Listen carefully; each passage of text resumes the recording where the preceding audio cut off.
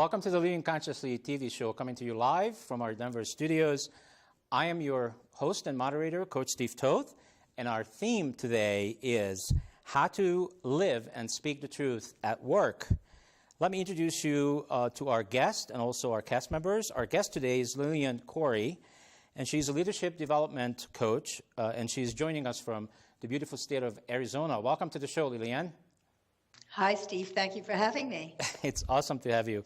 We're looking for an incredible, awesome show today. All right, so starting with Helen Carrison. She is one of our cast members, and she's a self-growth cast member, and she's joining us from Brussels, Belgium, our European division. Welcome to the show.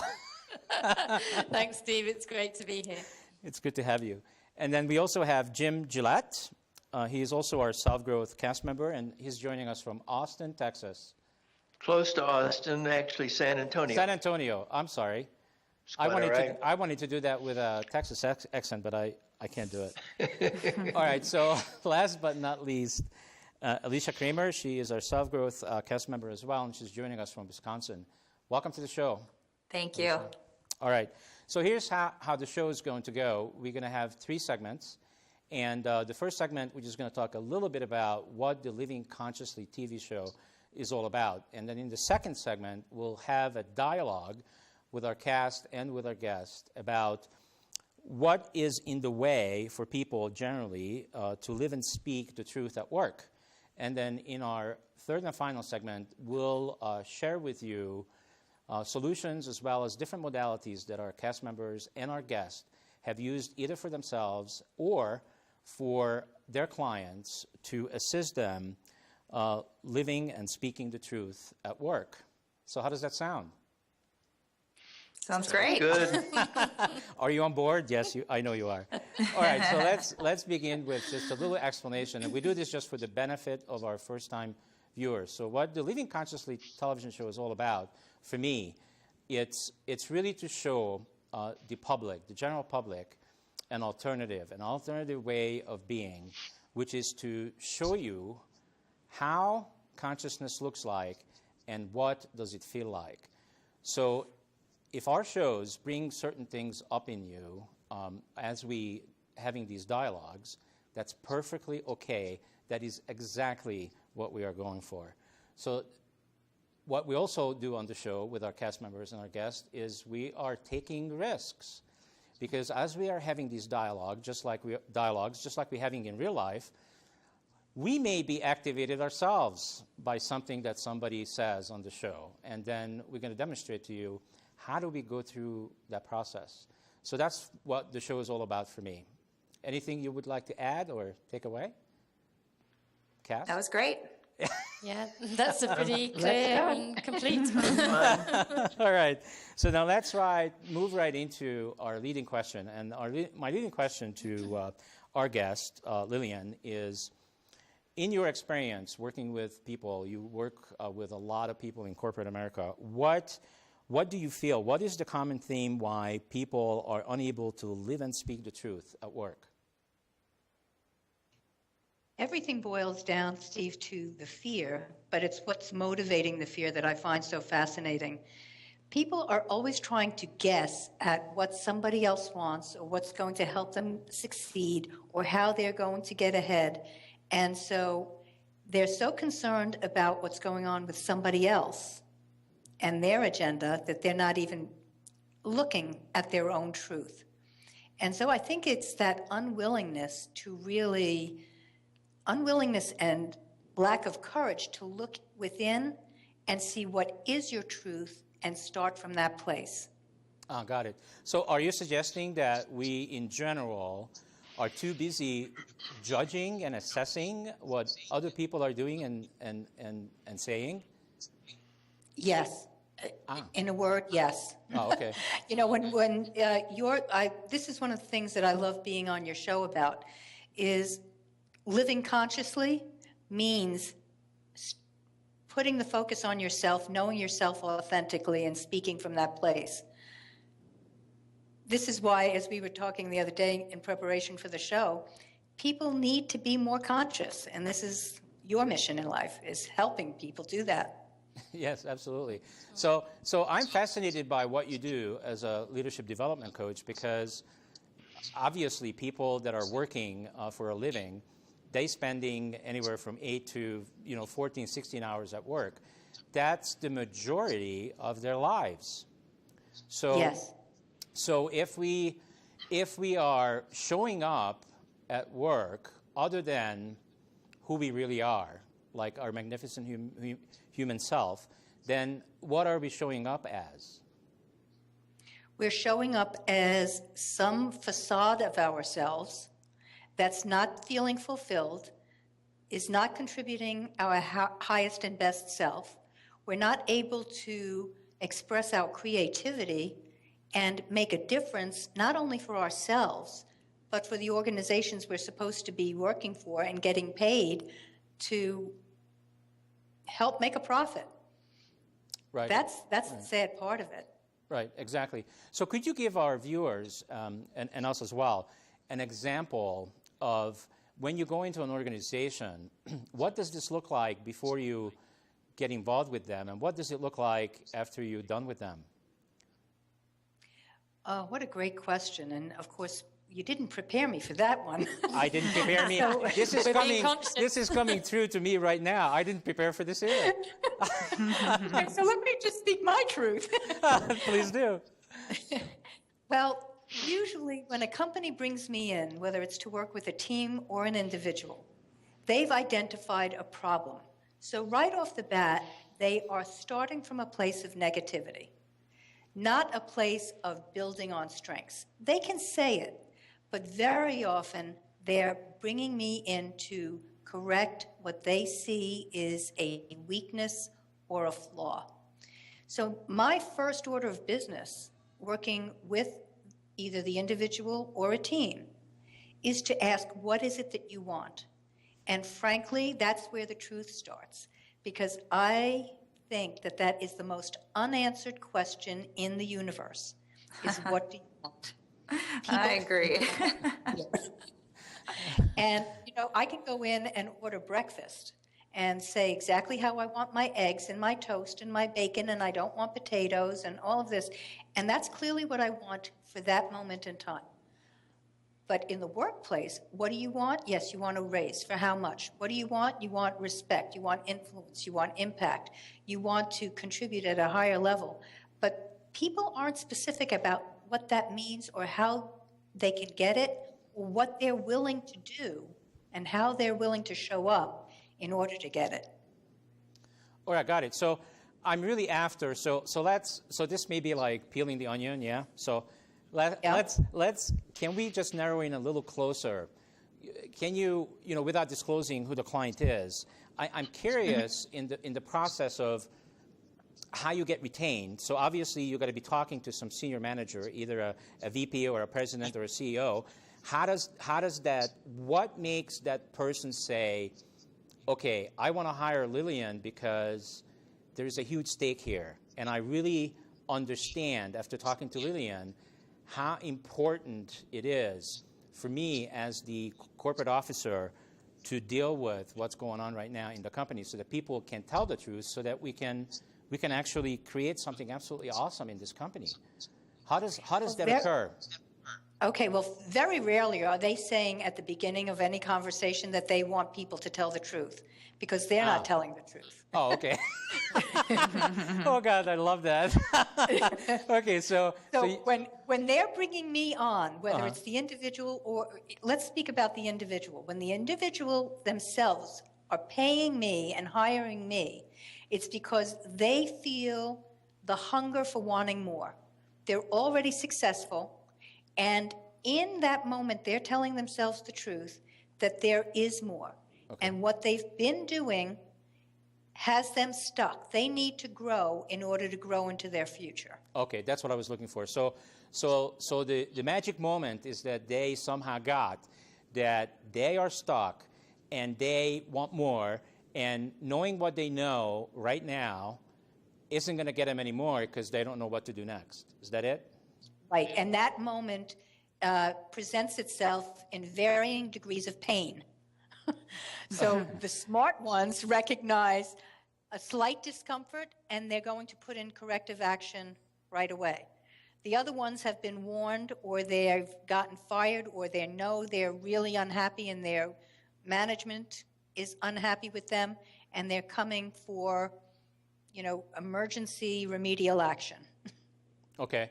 So I guess the next step is once you retain by this individual who's going to pay the bill, then you come in Yes. and you have to deal with usually the senior management as the beginning of the organization, or do you start the other end?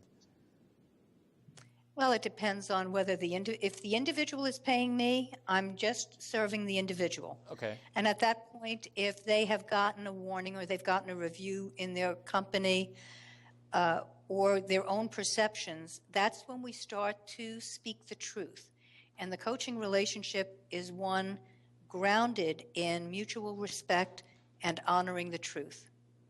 Without that, nothing happens. Or something can happen, but it's grounded in truth, and that's why it's so important. Okay, great, Lillian. So would you say that then this person that retained you individually will come to a conclusion that says once he or she is able to tell the truth, that maybe I want this for the rest of my management team? Is that accurate?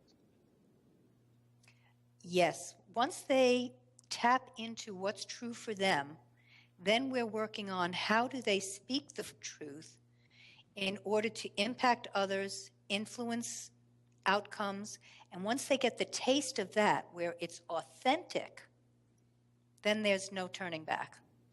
Okay, got it. So if the senior manager, I don't know if this has ever happened to you, but let's say let's just pretend that the senior manager that retained you doesn't have the ability at the moment, and I don't know if this is accurate or not, what we'll see, he or she won't be able to tell the truth. Does that ever happen? They're telling themselves their version of the truth. So if you call that truth, but as soon as they are willing to engage in this kind of work, they put themselves in a very vulnerable position because they do have to start telling themselves the truth. And at the very beginning of the coaching relationship, it's my job to help them build trust in me and in themselves and into the power of truth. Okay, got it. So I'm really curious, and I'm sure the cast as well, how do you take this relationship, the individual relationship, take it out to a group of people, a team? And what happens during that time that you're starting to work with the team? Because the team doesn't know you yet, and they may or may not trust you yet, but they are there because they were told to be there by the senior manager. Exactly. And when that happens, and I just did this in New York a few months ago, the first thing to do is to get them to start speaking their own truth to each other. With the team situation, at the beginning, it's not so important that they trust me as much as they trust the authority of me, and that there is some level of willingness to go along with what I am asking of them, and they start to build trust and tell the truth with each other. When that starts to happen, the paradigm shift is really powerful, and it's very exciting to see and feel the energy in the room shift. Yeah, got it. All right, so what does this really cost organizations if they actually don't proceed down this road? What is it costing us? In human capital, it's staggering. Worldwide, there are studies that say anywhere from, and I think these numbers are high, but 25 to 35% of people working in organizations are actually feeling fulfilled and satisfied at work. That means up to 65 to 75% of people are not happy at their work, which means then that their output isn't as productive and efficient as it can be, which directly affects the bottom line and profitability. And these days, especially worldwide, when people are staying in their jobs because they need their paycheck, but they're not happy, I think those numbers really slide down. So isn't it an interesting paradigm that what corporate officers and owners of companies are really thought that when you having an issue with the numbers, like when you're spending more money than what you make, or you used to make a 20% net profit and all of a sudden you're making 3%, where they go first is to cut cost. Isn't Right. that an interesting paradigm? Well, it's interesting for lack of a better word. Yes, I did. Is that an automatic? Would you say that that's an automatic reaction that people have? Like, Yes, for some reason we learned it somewhere. Well, but this goes back to the whole theme of the show, Steve, is the first thing that they're saying is we're not making money because we're spending too much, rather than really looking for the truth of the situation. And the truth of this situation, and I heard this recently, every business problem is a people problem. Every single one. I hope our So if you're not president is. making sales. I hope our if you're president not- is watching this show, Lillian. Yeah, well, that's another line I heard yesterday at my Rotary Club. What if we get the government we deserve? Oh, my God. Okay, so So is it true then that all the things that most corporate officers know to do, they kind of on an automatic pilot to do? Like they know how to fix cost is to cut it. Well, I think that anything other than that seems counterintuitive, because what they're operating from when they start to cut costs is fear, and fear is never productive. So Absolutely. I'd like to get the cast engaged in this conversation. Well, the thing, It's great, I yeah. know, I've had enough of his hot seat. yeah, right. What comes up for me is, as you were talking in the beginning and you mentioned what is the person willing to do, and it made me think of the reality in many cases, is that there can be a difference between the truth for the individual and for the self-actualization and authenticity of that individual, how that person fits into the group goal, the corporate goal. And sometimes to achieve the results for the corporation or the company, the individual, in fact, in many cases, suppresses their own truth and authenticity in order to fit in, and they may lose touch with how they really feel, and they do their best to get fulfilled within a circumstance that is not really their own. And some corporations and teams and whatever, they win because everybody has conformed to the group goal. So, I mean, how do you deal with that? The truth of the corporation, the goals, and the truth of the individual? Is it the corporation being more sensitive to the individual, bringing out their creativity and fulfillment, or what? I mean, it's a classic question about the differences. You see, and I would suggest that when someone is conforming, they are compromising their truth. And I have been working with core values in my work. And that refers to Abraham Maslow's innate nature of human beings and how they're hardwired. When you have a human being at any level of any organization or society, and they are hardwired, if you accept the premise of Abraham Maslow's innate nature and self-actualization, you want to match the nature of the human being with the nature of the work. And when people are asked to compromise who they are, then what you're doing is you're putting a square peg in a round hole, and you're trying to jam it in there. And that's why we end up with corporations that are not creative, they're stunted, and they may be succeeding. They may be reaching the goals that they set. But what if they had people that were really engaged in their work, contributing at their highest and best selves, and could really have that organization soar past the goals that management has set? I agree. Yeah. And I don't think it's theory that if each individual is in their element doing, really just doing what is right for them, that the company would have explosive growth. Because now you've got so much more energy and enthusiasm, and that if each individual is functioning at their peak performance, what else is possible for that company? And people just don't look at it that way. And there's a dual responsibility there. There's a responsibility on behalf of the individual and on behalf of the company, because it starts with the individual being aware of who they are and what their core values are and what really makes them sing at work and what space they need to be in to be their best.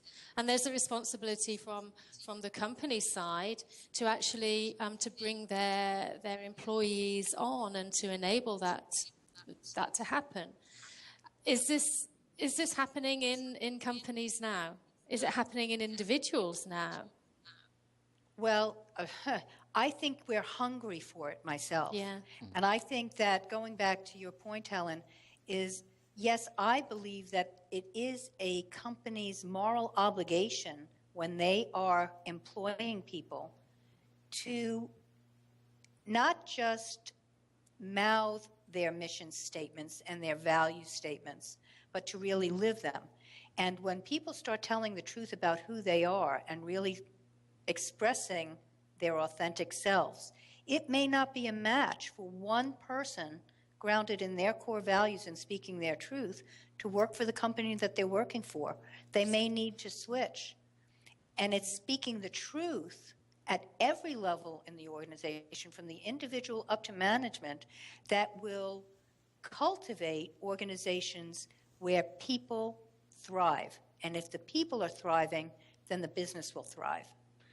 So if the company is truthful in the beginning and has a good mission statement that reflects how they really run their company, that allows the applicants and the ones who seek to work there a chance to compare their own core values with the company values. I can see how a core value inventory can help with good hiring, but what happens when you start uncovering the differences?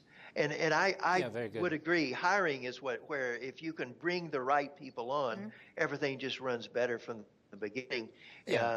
But you may not be always called in that case. You might be called in to fix something where you uncover a lot of differences in the values. Yeah, so can we draw some parallel between just general relationships between two human beings and a corporate and an employee relationship? Is it true that when we go get hired, we put our best self out there, in a way we're kind of pretending, and the corporation does the same thing. They put the best selves out there also, and then there is this dance that once we get hired, we are dancing in this thing that, we just got married and how wonderful everything is and it's great, and then a few months goes by and then the employee and the employer begins to see some of the dark side of the employee and vice versa. Is this accurate?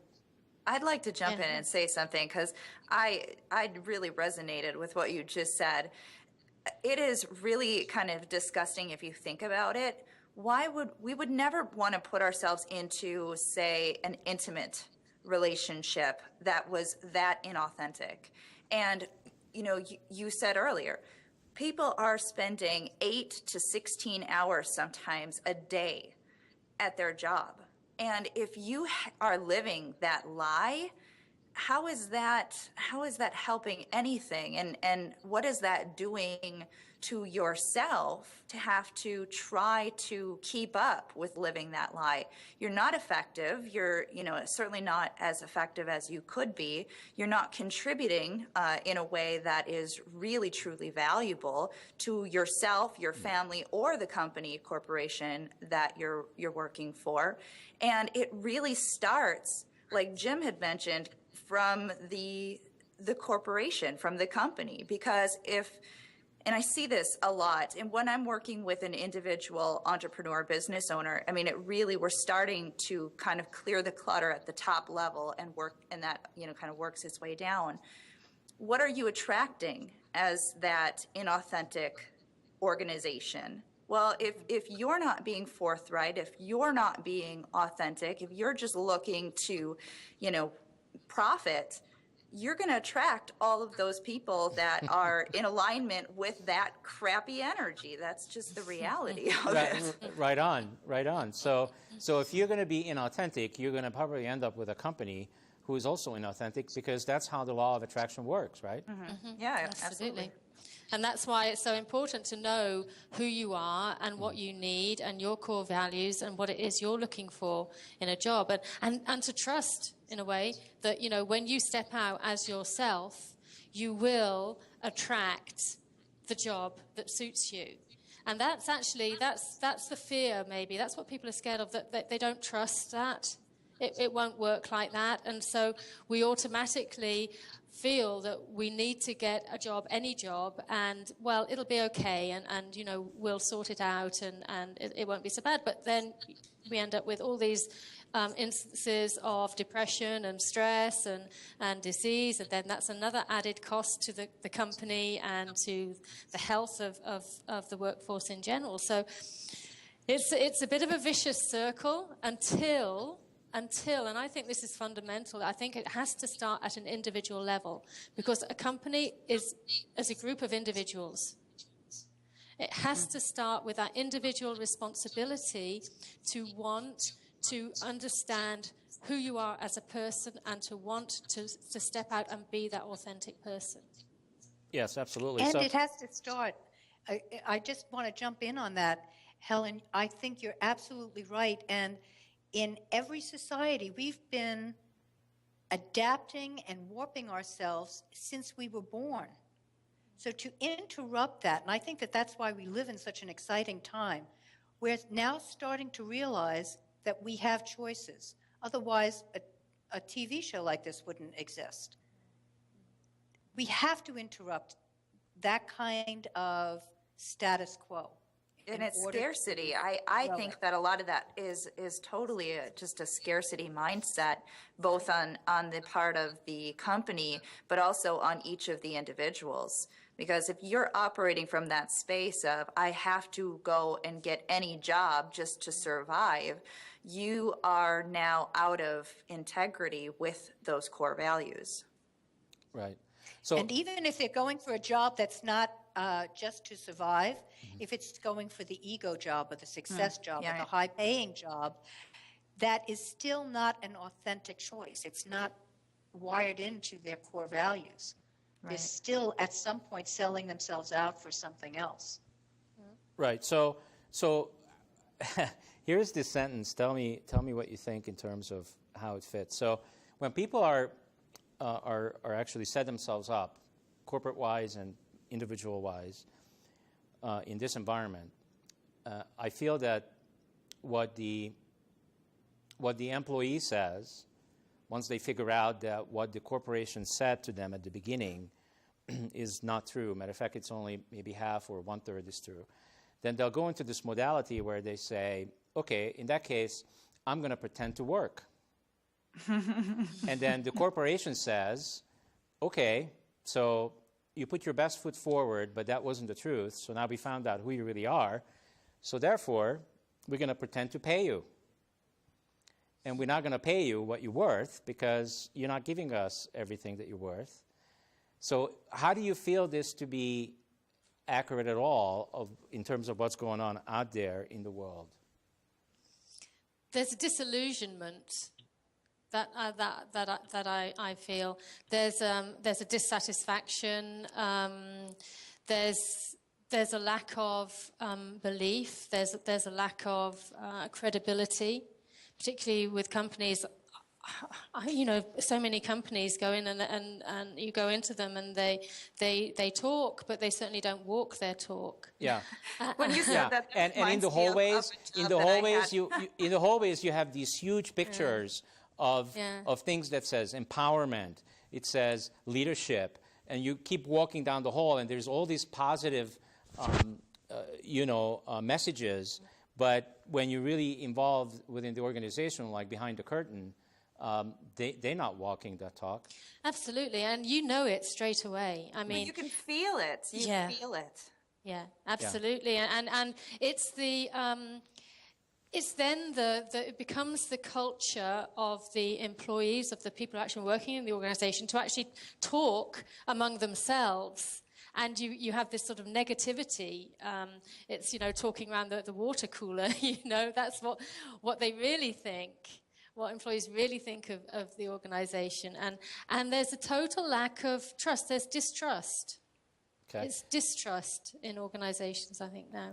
All right, so absolutely. I'd like Lillian's feedback on this. So if I put myself, let's say for now, into a place of an individual who is really authentic and is willing to speak the truth, but somehow I am in an organization where I don't feel that they are authentic enough for who I am being, what would you recommend me to do? Do you recommend me to tell the truth to the company, or do you recommend me to leave and find something else?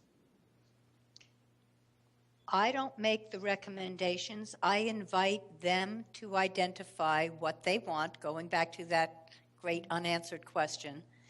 But then whatever their situation is, I invite them to practice speaking the truth in a way that influences others, that invites participation into open, honest, truthful dialogue. And that is an amazing shift, a paradigm shift for them. Because while they're in that situation, what's the worst that can happen? They get fired. If they get fired, then they're going to find the company that will welcome their values of truth and whatever else their core values are. But if not, they may actually be the catalyst for change, for opening up. And that doesn't have to be at the highest level. That can be within a team. And then it has the ripple effect out. But once people start to speak the truth, it is amazing what happens. Because people, I really believe, are hungering for that kind of truth. Yeah, I believe that too. So how can we now have an effect or influence our viewers who are watching and listening to this dialogue and assist them? Because what does stop people? What stops people, you said earlier in the show, is fear. So how can we assist them? What tools and different modalities our cast members or you, Lillian, have that would assist them to able to speak up? Well, I'll start. The first thing is to know yourself. And I have been, over the last 6 months, starting to use an assessment tool that actually measures core values. Not personality, not strengths, not like Myers-Briggs or DISC or any of these other things, but this is an online assessment tool that measures core values, and you get a profile which helps you really know yourself. When people read this profile, they recognize the truth of who they be as human beings, not who they're showing up at work or in relationships or what they're doing. Once they have that access to the truth of who they are, amazing things can happen. That's one of the tools that I have loved after 12 years of coaching that I've started to utilize, and it's just the most exciting thing. Yeah, I think also to be able to, it's really helpful to be able to communicate, to be able to put your thoughts into effective words. Communication is so important, and sometimes we're at a loss. We don't know how to actually speak the words we need to speak in order to communicate effectively, and particularly within organizations, but it's the same within any sort of relationship. But within organizations, there is a language to learn. However, it's about using that language and being able to express your truth and what you really feel in those terms. And so just being aware of the difference, the effectiveness or not of different language, of negatives, of positives, of really being able to communicate effectively, it is hugely helpful. Right. So we probably said the word truth at least 25, 30 times on the show so far. What do we mean by truth? Well, that's very individual. And I'll just say my piece real quick. And Steve, we talked about this a little bit earlier today. It's really, it's really not so much a universal truth as much as it's an individual truth. And we have to ask ourselves, you know, is the truth that we're perceiving, is that a higher truth or is that a limited point of view? Because we can perceive our circumstances as being the truth. Like, you know, I have a cap on my income, for example. You might perceive that as a truth and say, well, this is something that I have to accept as being a truth. But is that really a higher truth? So to me, I perceive truth as when we really truly check in with ourselves and we honor that feeling of inner knowing. Is there something else that I am supposed to be doing? Is there something that I need to say? Is it honoring to me to speak up? Is it honoring for me to admit that this is not the right place for me to be? That, to me, is a foundational part of your self-image and your ability to put yourself out there in an authentic way with integrity and really a state of inner power, empowerment versus disempowerment. Something I liked that Lillian said, and I think it's part of this equation, is as the person gets in touch, just like Alicia was just saying, to start bringing that out, the other factor, which I found very interesting to be brought up, is to encourage others to do it. So you can't just jump right out and speak your truth. Well, you can, but I think if you're in a group, doing it in a way that encourages others, you show your acceptance, your caring, your willingness to listen to another person's truth, sort of raises all the boats. You know, the tide starts going up in truth speaking. And maybe if we're not contributing to encouraging and accepting the other's truth, we're not contributing to a field of acceptance that we might operate in. So I thought that was a very good point that Lillian brought up, and I think that's part of it in a group, like a corporation. Yeah. Well, go ahead. Sorry, Steve. I just wanted to say this. I think Jim just brought up a really important point and said a really important word, and that's listening. That is the key communication skill that we need in order to actually speak our truth and hear truth from others. It's first to listen to ourselves, and then to be open to really listen to others. Yeah. So when I was a teenager, I was growing up in a communist country, and when I was a teenager, I had the guts to speak up against communism, and what ended up happening is I got prosecuted for it. So, and I'm sure that I'm not the only one with these kind of examples. I'm sure that there are a lot of people, including in South Africa, and the list goes on, when people stand up, or right now in the Middle East, people stand up for what they believe and their core values. But then what can happen when you do stand up, you may see, I had back then expectations that my friends are going to support me. And that's not what happened. My friends chose to be silent. So can you speak to that, Lillian? So when somebody, how can we do this effectively so that people don't have expectations in terms of if they speak their truth, what's going to happen? Well,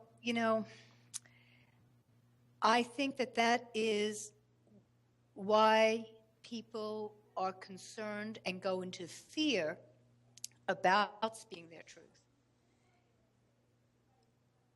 They're afraid of the consequences. Mm-hmm. And when they get in touch with their truth, then finding the places where they can risk even telling a small truth and testing the waters may build up their confidence, or they back off and say, this is not a safe place, let me find one. Mm. And that becomes a self-selection process, not just in the workplace, but in relationships, in friendships, in spiritual gatherings. What is the truth around spirituality? Absolutely. As Alicia said, it's totally individual. So how you cluster yourself, where you start to feel that safety and where you're willing to take on the vulnerability of speaking your truth is, I think, really critical. And it's until we get to that place of personal courage, taking on the vulnerability of speaking our truth, and then carrying it out into our lives. We keep hearing about this work-life balance. I don't think there's any such thing. I think it's about being authentic in your life. And when you're going to work, and as you said, Steve, 10, 16 hours a day at work so that you can go home and support a lifestyle built on values, authenticity, and all of that, hopefully, well, then there's this disconnect. And I'm all for work style. Let's make it where we're an integrated whole. So I think what you're saying, Lillian, is if we are able to connect to ourselves and to our own truth, then we don't have to have a hat for work and a different hat for home and a different hat for being a friend. We can just be ourselves, our authentic selves, and show up the same way, regardless of where we are. And one situation, whether it's home or work, may invite a different energy, a more powerful energy, a more creative energy at work than a more loving and compassionate energy at home, for instance. But we all have access to that.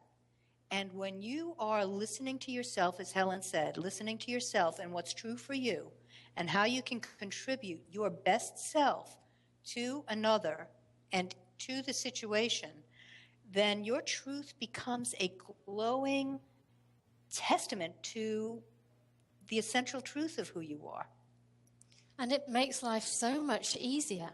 And delightful. Because, my goodness, if you're not doing that, then it is draining, and people are getting burned out, and all the problems with relationships and money, and that's all the symptom of this misalignment, this misconnection with the self, with the inner self. Right. Yeah, I have been looking for the way this is expressed in the different situations, and I think what was just brought up helps me.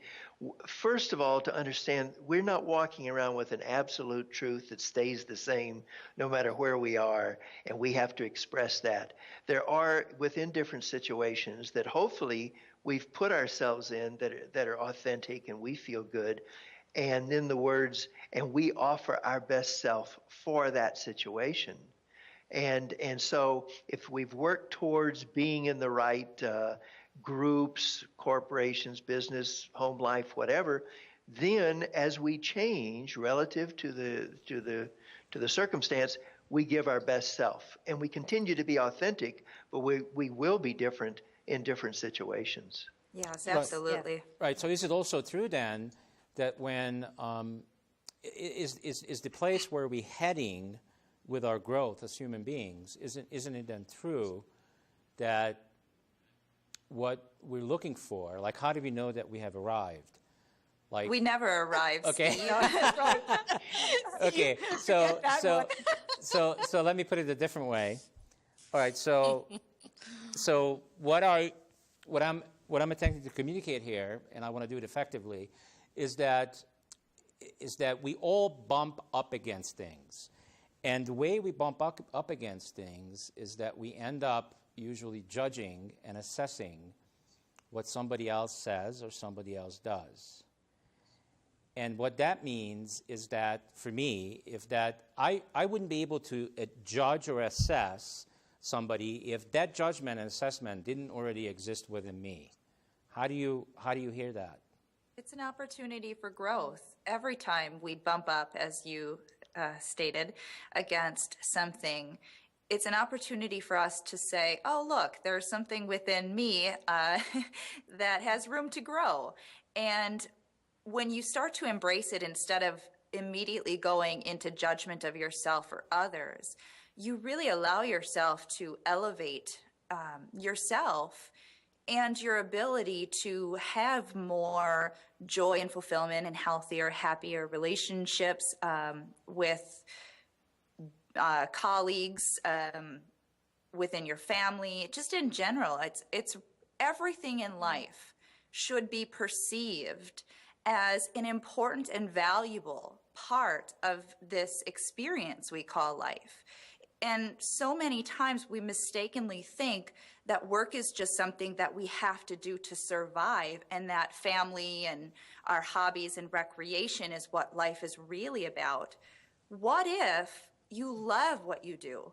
You love your career, and that is just as nurturing as everything else.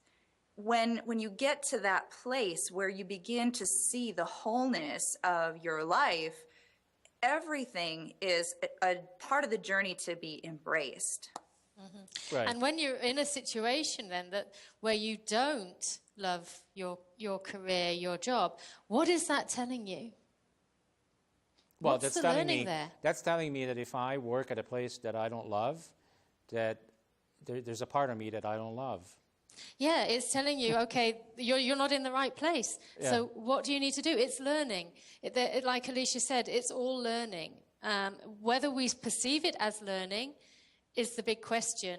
Often, again, as Alicia was saying, we don't. Yeah. So we just take it as, something bad that's happening. yeah. So what I was trying to do is to take the woo-woo-ness of what we're describing here, so that people can actually, the viewers can actually get their arms around it. So how do we know then that we're becoming a better human being?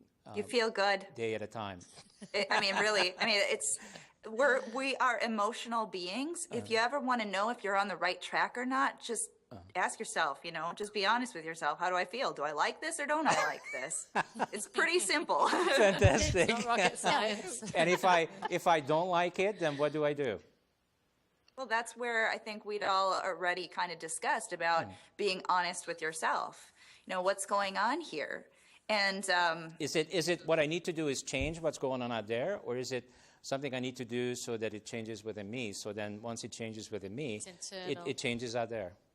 very much so. It is internal, but you have to also remember that you ask yourself the question, because everybody's answers are going to be different. And even from one circumstance to the next, your answers are going to be different.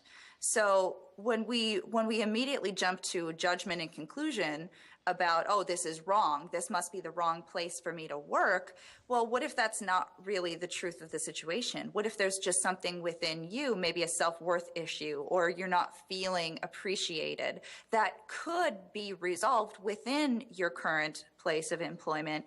And in so doing, now you grow and your needs are met within that company, within that organization, and that truly is a win-win. So you really have to ask yourself those questions and not jump right to conclusions.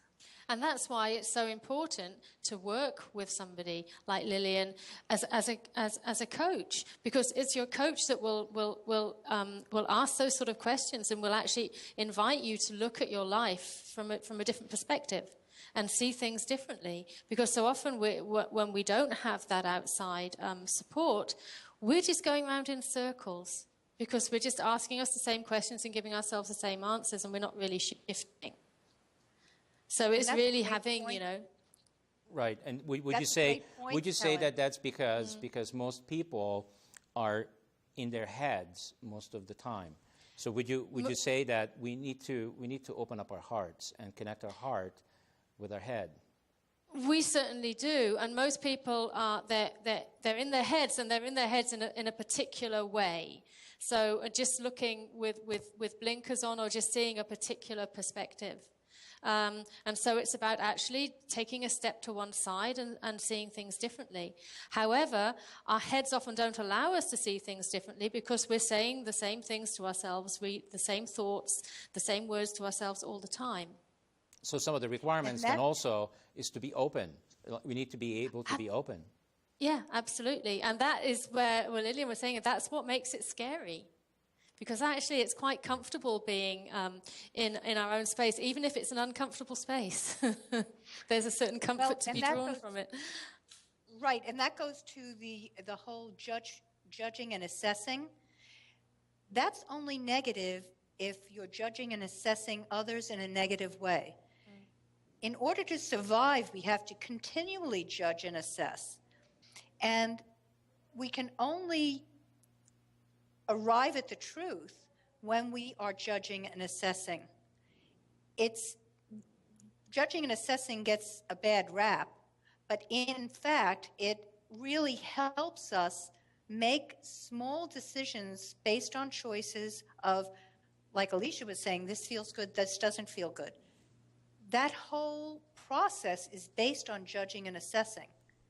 It's when we go into that judgment and assessment that is putting other people down, or that is making other people wrong and not allowing for their truth and their unique perspective, is where not only do we not find peace with each other, but we create the world that we're in. Fantastic. Well, actually, we're running out of time on the show, so I'm wishing and I'm hoping that this broadcast is making a difference out there in the world. And when people are watching it, if it only makes a difference for one person that's going to be able to tell the truth at work, we accomplished our mission. So thank you so much for everybody. And, like I said, that's all the time we have today. Many thanks to, of course, our guest, Lillian Corey, and also our entire cast and the crew behind John behind the glass.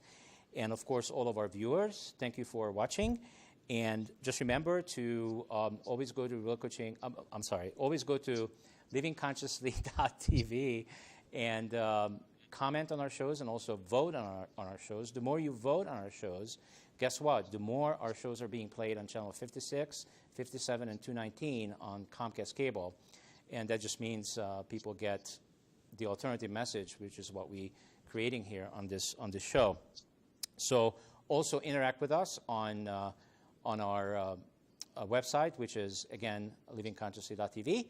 And you can actually interact with the cast and myself.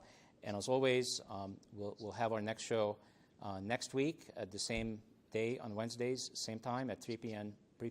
Mountain. And until then, I love you all very much, and thank you for being with us. Thank you, Steve. Thank you, See everybody. you. And Steve, have a happy birthday tomorrow. Oh, That's thank right. you. Wow. Birthday. That's right. I'll be a year younger. Thank you. Yay.